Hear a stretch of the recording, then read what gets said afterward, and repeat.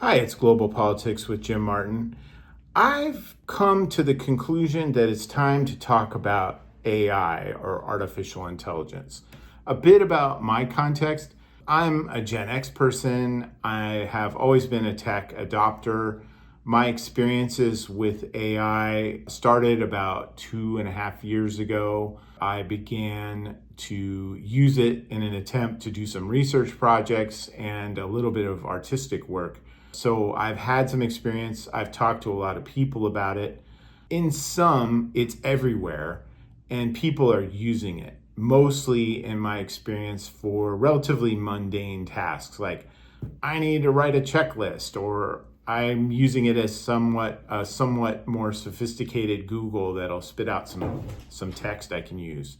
Large language models like ChatGPT, Gemini, Claude, DeepSeek, Grok, and Copilot are now on most people's phones that I know, and they're getting used. We keep hearing of the hype and the warnings about the societal level changes in science and tech that may emerge from AI. But we also hear warnings about how economies may be affected by AI.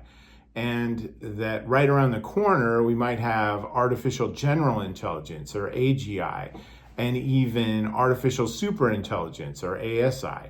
Companies are dumping and chasing billions into AI, and governments are participating in this chase too. To me, this has the feel of a bubble, akin to the dot-com bubble of the late 90s.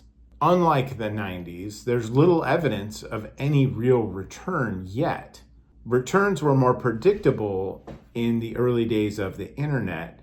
You could see how this was going to be a thing once the bandwidths and the infrastructure got up to the point where it could sustain it.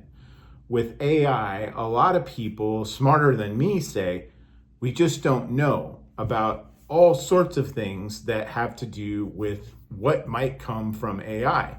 We hear dramatic claims, but when people say what practical things are going to happen in this amount of time, a lot of people are like, well, we don't really know.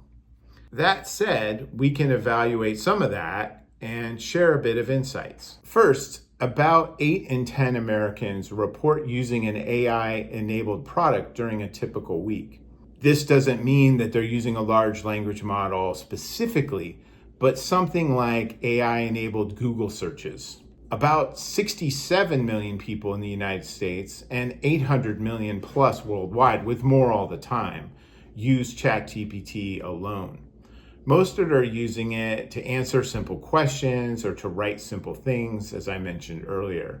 Fewer yet are using its advanced features, and that said, many are giving it a shot. The second point, 2 places where these advanced features are being used: Ukraine and Israel's war in Gaza. In Ukraine, AI was reportedly used for Operation Spiderweb, the attack on Russia's strategic bomber fleet, which destroyed many of Russia's bombers on the ground on their runways. They did this by training the drone's sensors on the shape and size of the planes they wanted to hit, therefore eliminating the need for terminal guidance.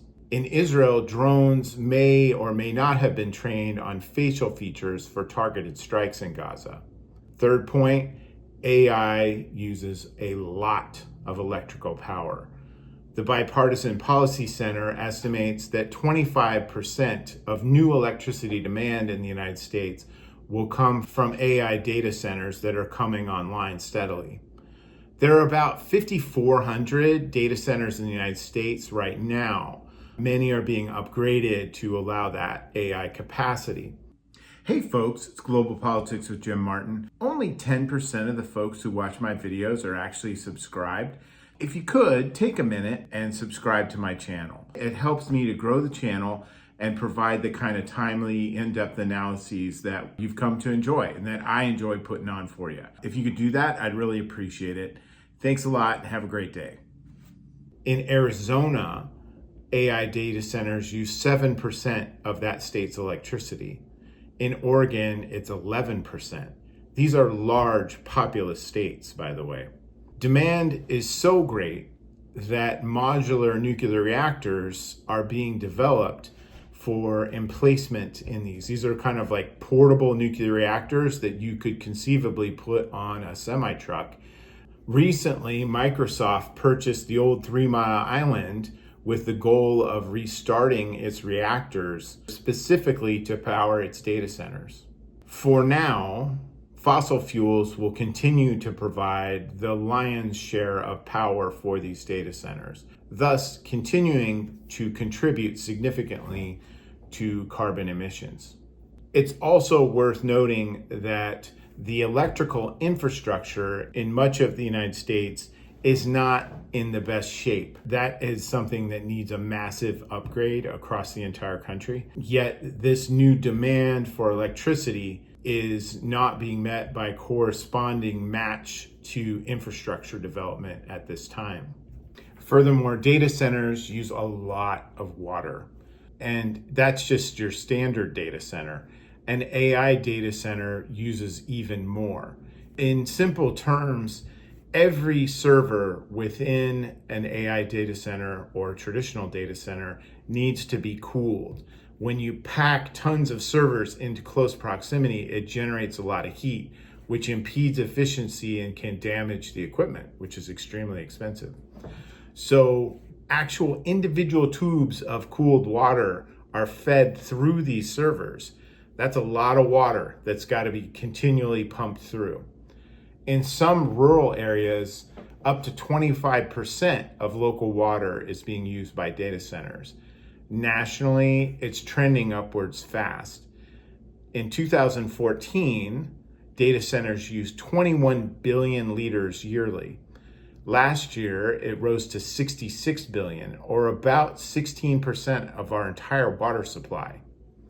The next point, the economic impact of data centers in the US is questionable.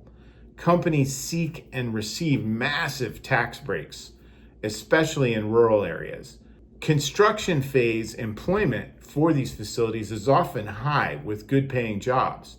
But after it's done, a typical data center or an AI data center only needs a few hundred folks all told to keep things running and secure the facility.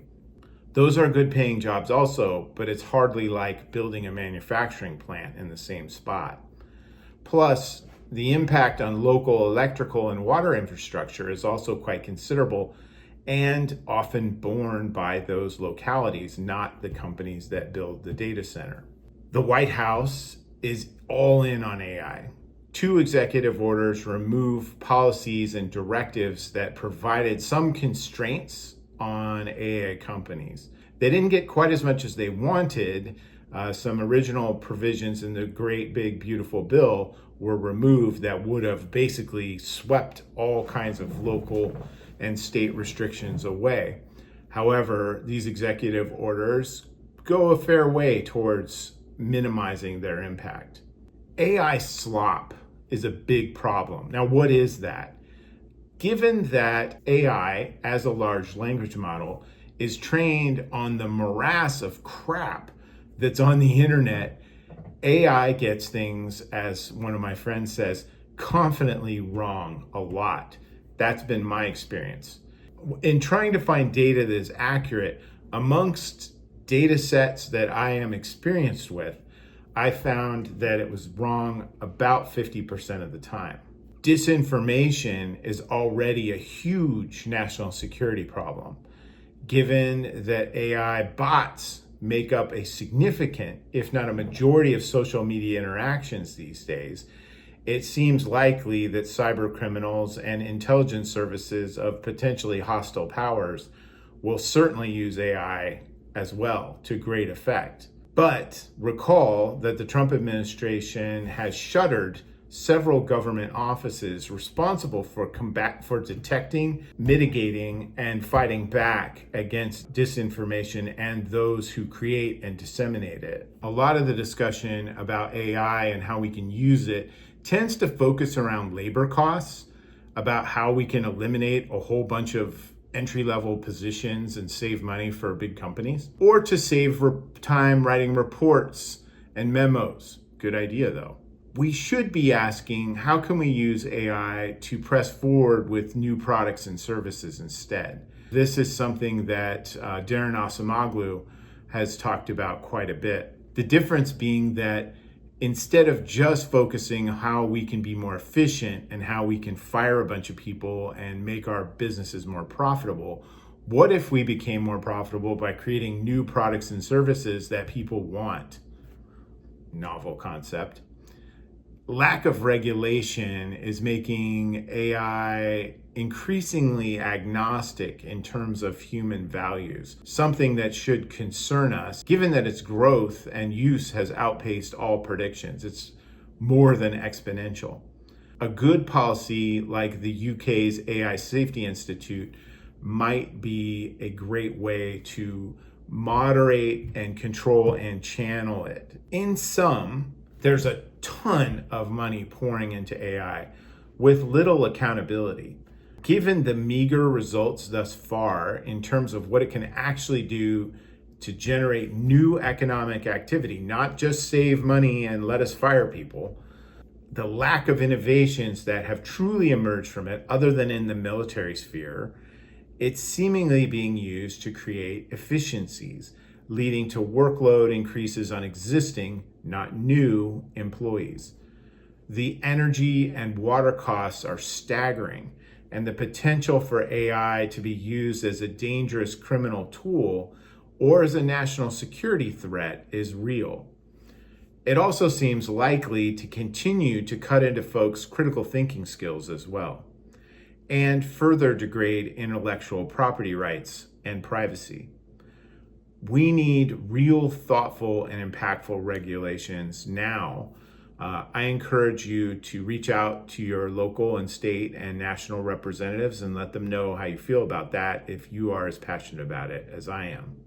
One final note is that I'm a big fan of the late Richard Feynman. To paraphrase something he said once, technology is really agnostic. It can develop horrible terrors or amazing wonders that can save lives. What's the difference between a vaccine and a biological weapon in the eyes of a purely ambitious pursuit?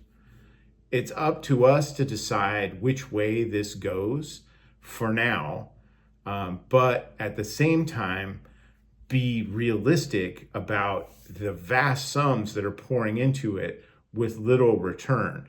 This could be a major bubble situation. Hope you enjoyed that. If you did, please subscribe. Really helps the channel out. I look forward to hearing from you in the comments. If you know more about this than I do, I've been a casual, occasionally intense user of AI, but I do not know everything, and that is a fact. So if you know more than me, let me know about it. I look forward to seeing you again on the next one. I put out about 3 videos a week. Thanks. Bye.